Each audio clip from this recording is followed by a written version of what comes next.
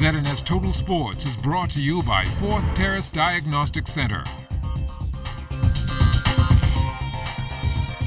Welcome to sports, everybody. A press conference was held this morning for the Pierre Silk Bahamas LPGA Classic. The opening round will tee off on Thursday, and the world will be watching. We've got 10 hours of live coverage on the Golf Channel this week.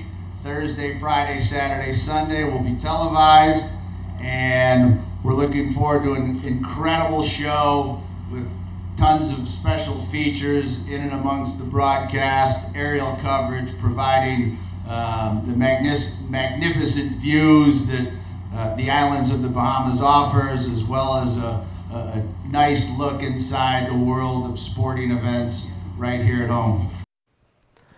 Weather has been a concern for the Pierre Silk Classic in past years, but as usual, the grounds crew is up to the challenge this time around.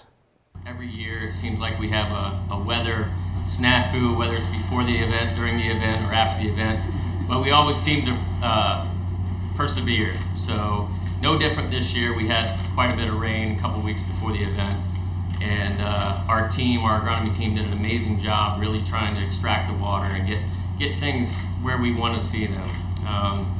Early comments from a lot of the players that have been here over and over, the golf course has not ever been better. So a lot of hard work behind the scenes. You know, pulling in this morning, I ran into one of the members, and she looked at me and she goes, "I have a newfound respect for the grounds crew team." She goes, "There's lights just scurrying across the fairways." So, you know, you come out here at 5 o'clock in the morning and it looks like ants just crawling all over the place with the lights. So these guys work hard. They work every day, 7 days a week, to keep the golf course in great shape. Speaking on behalf of the Ministry of Tourism was Parliamentary Secretary Travis Robinson. The Golf Channel broadcasts a full 10 hours of the 2017 tournament to 150 plus countries. For the event, there was U.S. and international in-broadcast media equivalence value of $4.7 million US. In print media, there were 3,000 plus mentions and placement in 50 countries. In the LPGA and digital media, the event had over 600 million views and 500,000 followers. This year, we look forward to an even wider media coverage for the tournament.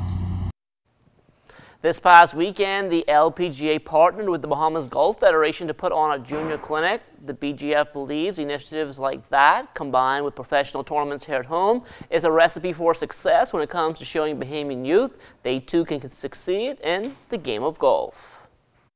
In the Bahamas, we have many young girls and boys who possess the ability and the desire to one day play golf at the professional level. The main obstacle to believing their dream is attainable is the lack of affordable access to a golf course anywhere in this Bahamas. Like Martin Luther King, I too have a dream for my country. I have a dream that one day there will be many Georgette Rolls and Raquel Rileys playing in the LPGA. I have a dream that there will be many male and female caddies on the LPGA circuit, like our Tanika Sandiford, the first Bahamian female caddy on the LPGA Tour. Georgette Roll will carry the Bahamian flag in this year's Pierre Silk. Our Kelsey Johnson caught up with her on the course as she gears up for competition. The next 24 hours will be crucial for Georgette Roll, the Bahamian golfer participating in the LPGA Pure Silk Bahamas Golf Classic. She has one more round of practice to go, and then she'll tee off in her fourth tournament. I plan to mainly work on my short game, pretty much getting up and down.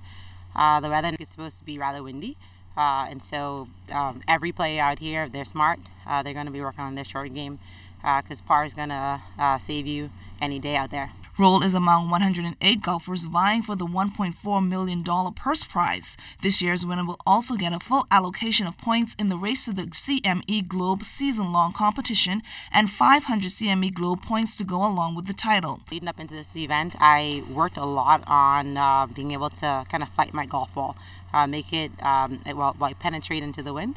And so I worked a lot on that. I'm pretty confident with that right now. And so the next thing is just to practice chipping and practice putting so I can make sure I save par when it gets windy out there. The #1 female golfer in the world, Shan Feng, leads the field of players. Also on the list are Yuan Ru, the #3 player, and Lexi Thompson, who comes in ranked at #4. The tournament's defending champion, Brittany Lencicom, is also here. Roll isn't worried about their credentials. She's more focused on what needs to be done on some of the more challenging holes. If I look in the past years, I think it's number 11. I think my scoring average has been pretty high on that. So I changed my strategy with my tee shot so I can just kind of basically stay away from the trouble there. Just choose a club that will go short of trouble and then take it from there. Kelsey Johnson, ZNS Total Sports. 2018 will be a busy year for the Bahamas Bowling Federation. National team travel is high on the agenda. We're looking for an exciting year. Dominican Republic, Calgary, Canada. We go into Brazil as well. There's a tournament later down in the year in Hong Kong. So it's going to be a busy year for the Bahamas Bowling Federation. We're excited about these squad trials that are coming up. I think we got a number of men, and the regular faces are there. And we got about 12 women, I believe. 10 to 12 women, not sure, but at the end of the day, I think we're pleased with the amount of persons who are in these 2018 trials. And talking about the national team trials, among those looking to secure a spot are David Slatter, Kendrick Brathwaite, Zania Johnson, Sonath Lockhart, Sammy Simonet, Tyrone Knowles, and Driscoll Roll. It's always fun, the competition, and I want to see how my game stacks up right now versus everybody. First of all, you have to be physically and mentally able and willing to do what you need to do. You're going to be bowling 6 games for 4 nights. Sometimes that takes a little toll on you if you're not physically able. This has been my first year back. I took a couple years off from the national competitions. So really and truly, I just want to get back into bowling shape. I'm kind of winding down, but I'm still going along until the guys then beat me. I'm 3 times national champion, but I haven't been bowling well lately. But I plan to surprise those guys. My big thing is accuracy and remaining focused. And once I do that, I'm more likely to do pretty good. Definitely this will help me keep me top of my game and to compete against my peers. It's been said that it's better to give than receive, and as Charles Fisher tells us tonight, that message has even made an impact at the primary school level. Only 11 years old, Leah Knowles, a 6th grader at Xavier's Lower School, is on a mission to make an impact, and she has come up with an idea to give back to a worthy cause. I plan on swimming for children 18 and under affected by HIV/AIDS, and I plan on swimming 100 laps because I just found out there are about just under 100 children affected by HIV/AIDS.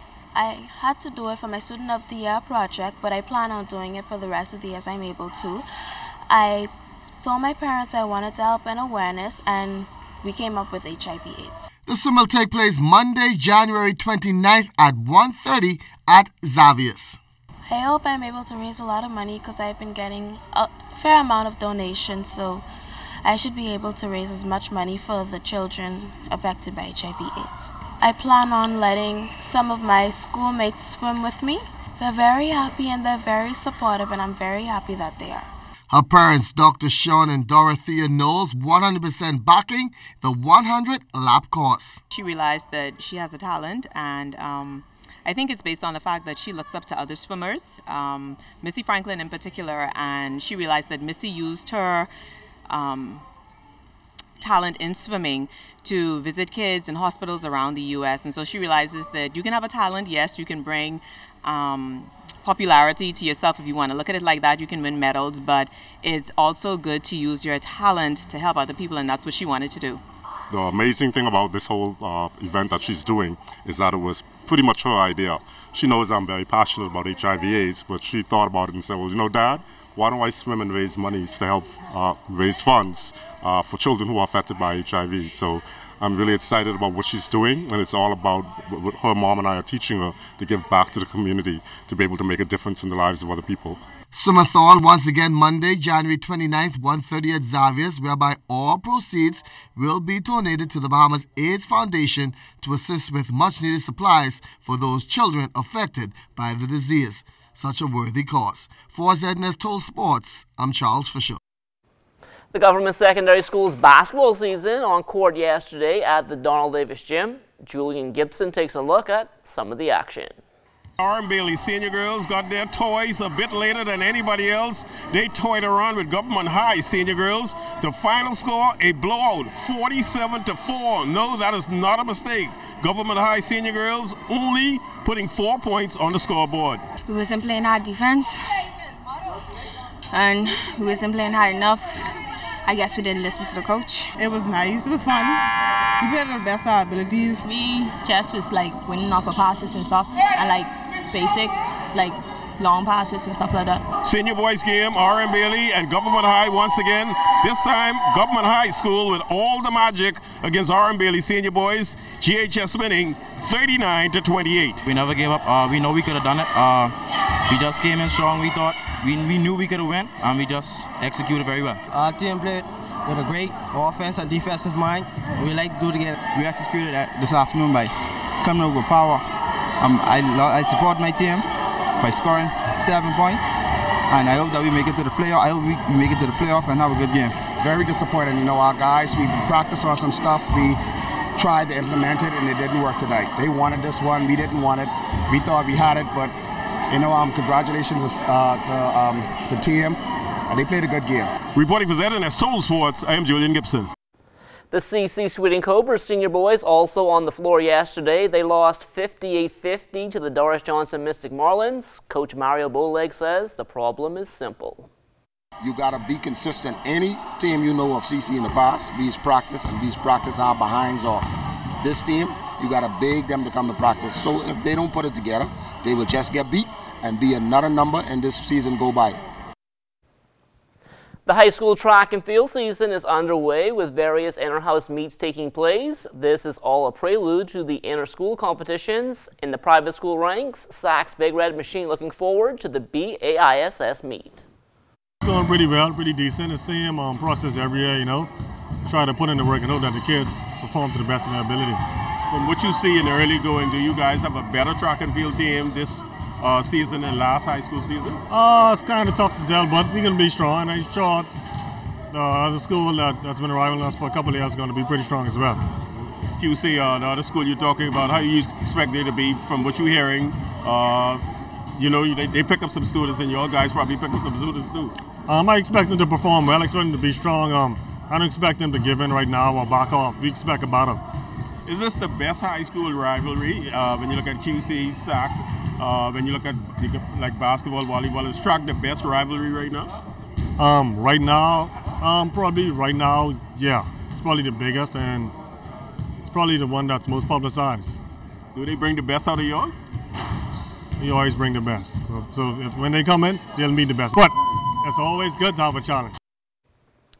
The thick of the local track and field season not that far away, as club and school meets will be taking place around the clock. These meets in themselves produce Carifta qualifiers, but B3's boss Rose Carey explains why they still need to have an official trials. It's an international event, and so we are mandated to have a Carifta trials. And so when we look at how we have BISS and DSSA, we know who the contenders will be, and so at Carifta trials you go head to head with each other. As most of you would know by now, last weekend's fire at the original Thomas A. Robinson Stadium was a big blow for the B3s, but even before the blaze, the B3s boss said they were in talks to make changes to some of the equipment that was housed in the building that was destroyed. Tyrone Burrows is an architect. And one of his suggestions that we would be making to NSA was to move the timing system, move the booth here where we have the VIP, because in most meets and most stadiums, the timing, automatic timing is actually at the finish line. So if we can make that adjustment and then put it there where it should be and move VIP. That will do it for sports. Stay tuned. The Bahamas Tonight comes back after the break.